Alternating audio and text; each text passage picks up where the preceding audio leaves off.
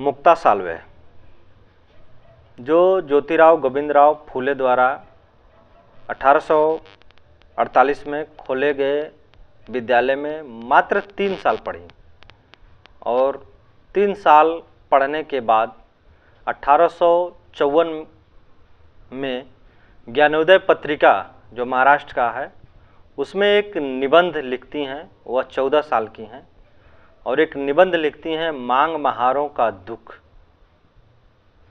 और उस निबंध में क्या क्या लिखी हैं और यह किताब जहाँ से मैं रेफरेंस दे रहा हूँ, पुस्तक का नाम है बहुजन नवजागरण और प्रतिरोध के विविध स्वर।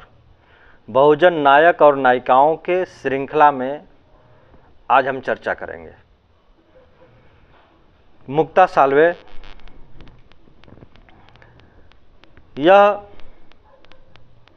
ज्योतिराव गोविंदराव के द्वारा, सावित्रीबाई फूले के द्वारा खोले गए विद्यालय में पढ़ती हैं और इनका जन्म जो है 15 फरवरी 1841 ईस्वी को माना जाता है और उसमें यही एक साक्ष्य उनके साथ मिलता है।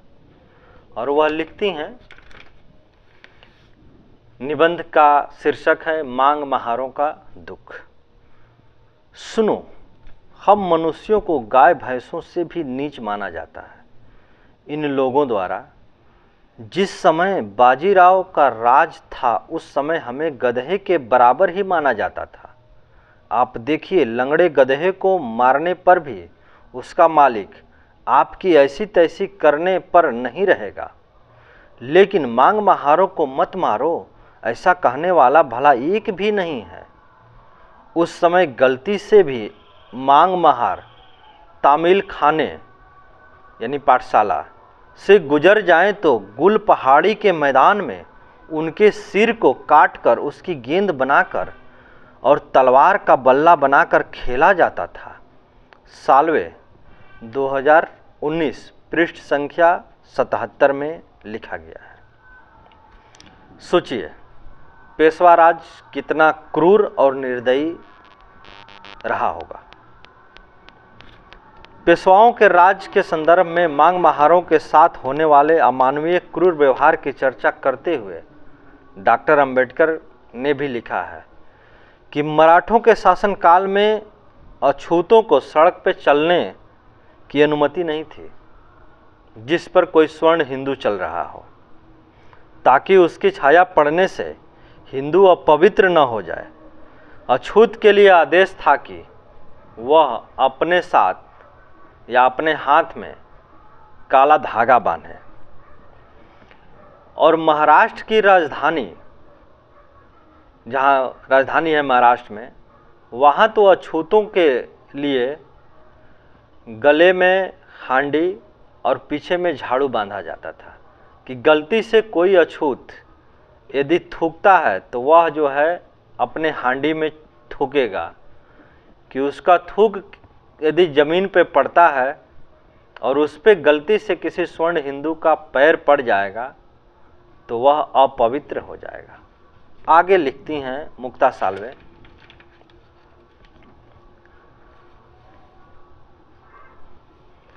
तर्क देती हैं, कहते हैं कि यदि मनुष्य एक ईश्वर का संतान है तो यह कैसे हो सकता है कि एक संतान को सब कुछ मिल जाए और शेष संतानों को सभी अधिकारों से वंचित कर दिया जाए। यह तो सरासर अन्याय की बात है। देखिए, एक पिता के 4 संतानों का जन्म हुआ। सभी के धर्मशास्त्रों का ऐसा सुझाव है कि पिता के संपत्ति में चारों के बंटवारा होना चाहिए, लेकिन किसी एक को ही संपत्ति मिले, बाकी के लोग पशुवत जीते रहें। यह सबसे बड़ी अन्याय की बात है। मुक्ता साल्वे आगे लिखती हैं कि साल्वे ब्राह्मणों की अन्यायी विवेकहीन चरित्र का एहसास है। भले ही वह ज्ञान व अन्याय की बातें करते हों, उनका अंतःकरण संवेदनशील है, वह अन्यायी है। पूजा पाठ करने के समय जो वह ओढ़ते हैं उस ओढ़ने के विषय में बताती हैं कि एक प्रकार का पीताम्बर रंग का ओढ़ना है, और वह ओढ़ना यदि कोई अछूत ओढ़ लेता है तो उनको लोग खंभे में बांध करके पीट देते हैं और कहते हैं कि यह ओढ़ना तो चोरी का होगा। मुक्ता साल्वे आगे लिखती हैं कि जिस वेद को हमारे द्वारा पढ़ने से महापाप हो जाता है, फिर उस वेद के आदेशों और नियमों का पालन क्यों करना। वह इतना ही नहीं, वह यह भी कहती हैं कि इस तर्क के आधार पर तो हमें वेदों के सभी नियमों एवं आदेशों का पालन करना बंद कर देना चाहिए। और आगे चलकर यही सभी बात डॉक्टर अंबेडकर अपनी किताब एनालिसिस ऑफ द कास्ट में भी लिखते हैं। लड्डू घोर पेटू ब्राह्मण लोग कहते हैं कि वेद सिर्फ हमारी बपौती है, जिसे सिर्फ हम ही देख सकते हैं। इस बात से यह स्पष्ट हो जाता है कि हम अछूतों की कोई धर्म पुस्तक नहीं है। यह भी साफ हो जाता है कि हम धर्म रहित हैं, यानी हमारा कोई धर्म नहीं है। ब्राह्मणों के मतानुसार वेदों को हमारे द्वारा पढ़े जाने पर महापाप घटित होता है। उनके द्वारा आचरण किए जाने पर तो हमारे पास कितने दोष पैदा हो जाएंगे। शिक्षा से यह बदलाव आता है कि आप में सवाल पूछने की टेंडेंसी पैदा हो जाती है, और सवाल पूछना किसी पे आरोप लगाना नहीं होता है, प्रत्यारोप लगाना नहीं होता है। सवाल करना किसी पर हस्तक्षेप लगाना नहीं होता है।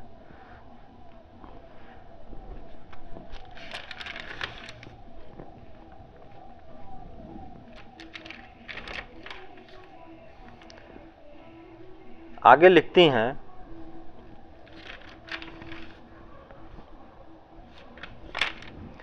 कि पेशवा राज्य में ब्राह्मणों का अत्याचार इस कदर है कि किसी अछूत मांग महार के बच्चे का ब्राह्मण सिर फोड़ दे तो भी वह उसकी शिकायत किसी से नहीं कर सकता है, क्योंकि अपना पेट भरने के लिए उसे मांग महार उन्हीं पर निर्भर हैं। इस वाक्य को इन शब्दों में व्यक्त किया है। हाय हाय, इन दुखों का विस्तार में लिखूं तो रोना आता है। भारत में अंग्रेजों का आगमन और 1818 में ब्राह्मणों के पेशवा की समाप्ति का इतिहासकार जो मूल्यांकन करते हैं, लेकिन इस तथ्य से कोई इनकार नहीं किया जा सकता है कि अंग्रेजी राज शूद्रों अति शूद्रों की जिंदगी में एक नई रोशनी लेकर आया था। उनके लिए शिक्षा के दरवाजे पहली बार खुले थे। पहली बार उनके लिए ज्योतिराव गोविंदराव फूले ने शिक्षा का दरवाजा खोला था। भगवान ने हम पर उपकार करते हुए दयालु अंग्रेज सरकार को यहाँ भेजा है, जिस कारण हमारे दुखों का निवारण शुरू हो गया है।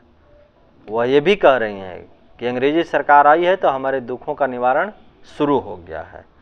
मांगो महारों में यदि कोई बढ़िया ओढ़ना ओढ़कर चलता है तब भी उनकी आंखों को फूटा नहीं सुहाता।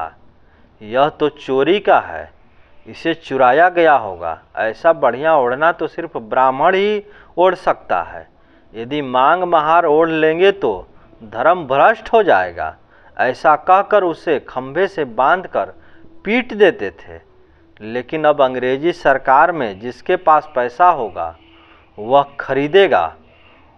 ऊंचे वर्ग के लोगों द्वारा किए गए अपराध का दंड मांग महारों के सर मढ़ दिया जाता था। यह 1854 में ज्ञानोदय पत्रिका में छपा हुआ निबंध था। धन्यवाद।